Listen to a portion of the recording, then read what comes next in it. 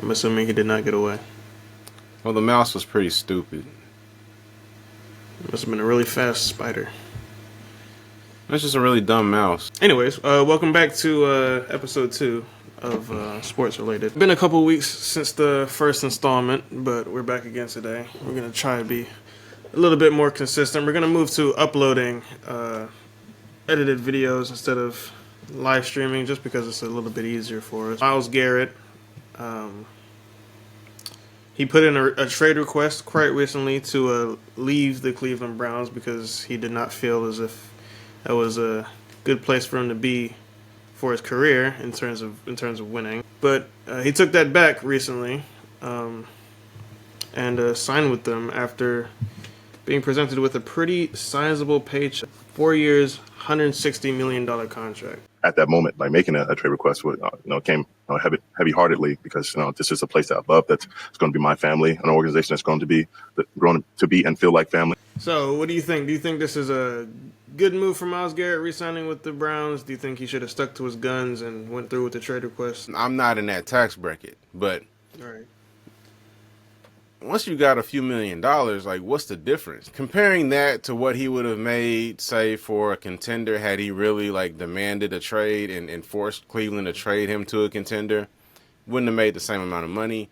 But another $50 million versus another $70 million, what's the difference as far as, your actual lifestyle, the impact on your family? So if your profession is your passion and winning is that important to you, then it seems like the money wouldn't make that much of a difference. I don't get it, but if he's happy there, he wants to be there, he sees the organization as family, and they're paying him a shitload of money, more power to him. All right, so you don't think there's a possibility that Cleveland could win anything within the rest of Myles Garrett's career? Well, quite literally anything is possible, but Cleveland has a few obstacles. Number one, they're Cleveland, right? Number Right. 2, Baltimore. Number 3, Pittsburgh. And number 4, Cincinnati. If you get out of your division, you're in the AFC. So you still got Josh Allen. You still got Patrick Mahomes. You know what I'm saying? I don't see it. I think that this is a case where he's decided to just be happy and make a lot of money. And, it's a great life. Yeah. So, in other news, the San Francisco 49ers, your favorite team, they have re-signed star Kyle Juszczyk after releasing him. But they've also made some other moves, namely signing quarterback Mac Jones and releasing Deebo. Well, they didn't release Deebo Samuel. They traded him to the Washington Commanders. So, after those first few moves in the early days of free agency, how are you feeling about your team? Good. I'm proud of them because they're doing something that's really hard for franchises to do, and that's self-evaluate. It's really hard to look at yourself and acknowledge where you're falling short. It's really hard, especially for a team that's been so successful in recent years, to look at yourself and be able to say honestly, okay, we missed our window with this group. You know what I mean? Mm-hmm. And then and take the necessary steps to rebuild, because now you can see in this league, you either got to have a dude or you got to have a squad. It's great if you have both, but if you don't have a squad, you got to have a dude. You got to have a quarterback like Mahomes, like Lamar, like Josh, who can just overcome a bunch of bullshit, or you got to have a squad with a good enough quarterback to get you over the hump. And right now, we know that Brock Purdy is good enough, but he requires a squad. So they gotta rebuild. I mean, it's going to be a quick rebuild. I don't think it's going to be years. I think they could be in contention this season. I'm not ruling out a championship run this season, because you've got a quarterback, like I said, that's good enough if he has the tools around him. And with Robert Saleh coming back to take over the defense, I love that. I'm excited, man. I'm excited to see what they do in the draft. I think there's a lot of really good players that are going to get more opportunities now that some guys are gone. I love Hufanga, but the safety behind him, he's nice, man. We're going to be fine. Mac Jones, a lot of people have thought that he's been mildly disappointing in his career up to this point.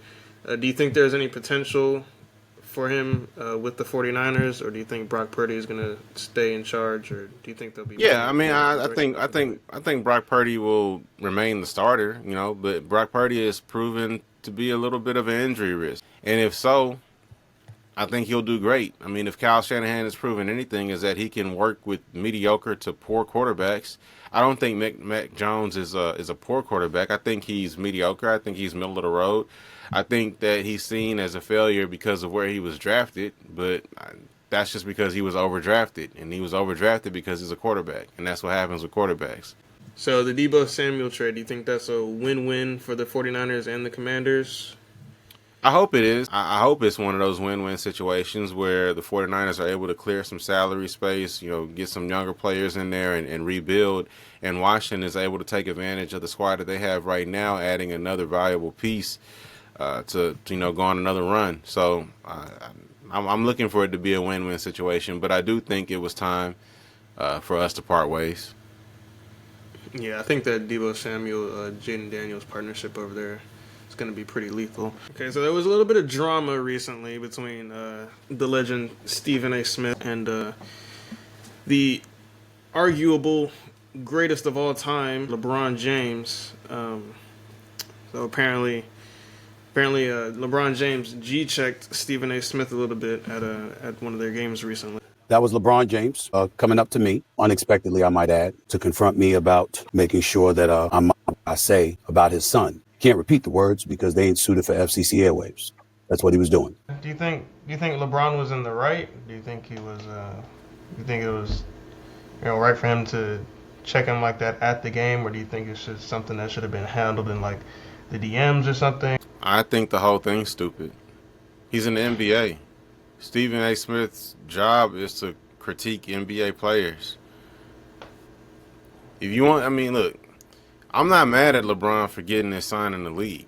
Like, nepotism is very prevalent in business, all over the world, not just in America.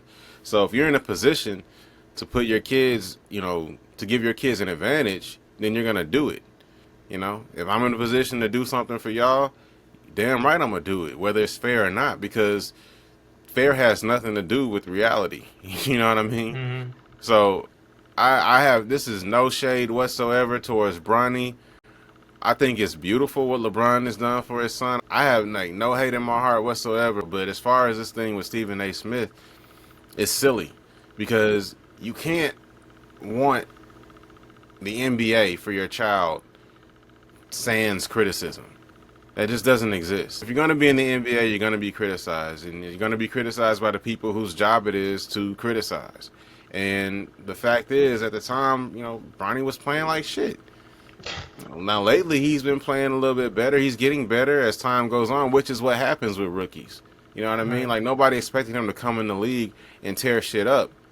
But the big question with him coming in the league was, does he belong, or is this just, LeBron's kid? Just kind of like, Giannis's brother in Milwaukee. And it's up to Bronny to prove that. LeBron can't prove that for him.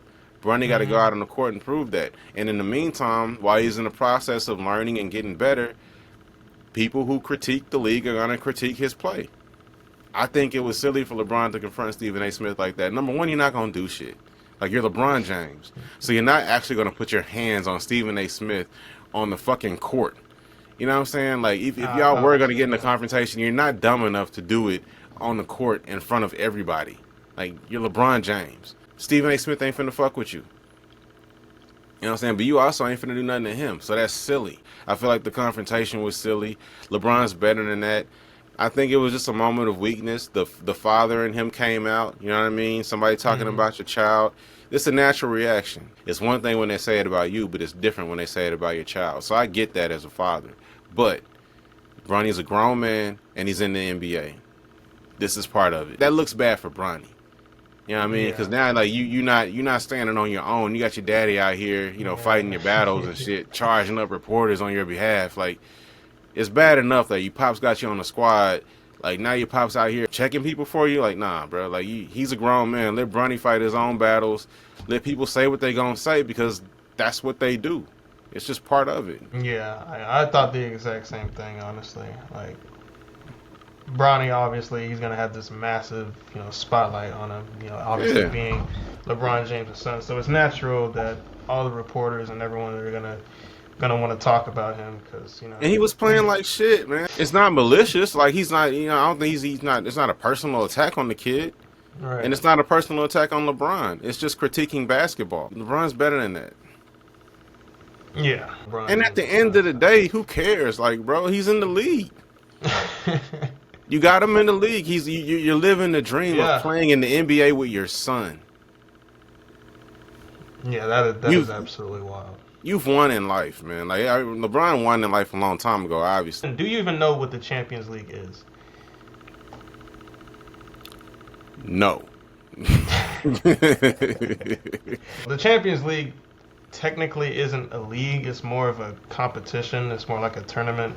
Basically, just all the best teams in Europe, long story short, come together in a tournament style thing to determine which team is the best in Europe. Okay. And recently, two teams played each other in that tournament. Real Madrid, I'm sure you know, and Atletico Madrid, both from Spain, obviously. The game went to penalties, and there was a controversial penalty at the end of it. Julian Alvarez, forward for Atletico Madrid, technically touched the ball twice when he shot his penalty, and it went in, but it was disallowed, causing Atletico to lose and sending Real Madrid through. And now Real Madrid is going to actually be facing my team. They're going to be playing against Arsenal. It's good that Arsenal's in the tournament. Yeah. I'm happy for them, but I'm pretty sure we're cooked. Yeah, it just slips, doesn't it? It's very difficult to see, but he does touch it. That's so harsh, though. It's the rules, but it's still harsh. We're talking the slightest of touches. I would like to know if Alvarez complained. You know when you know you did the penalty or not? Your first reaction is this, or when you have a real expression of, I didn't do anything. If he did touch it twice, that's a rule. Yeah, it just slips, doesn't it?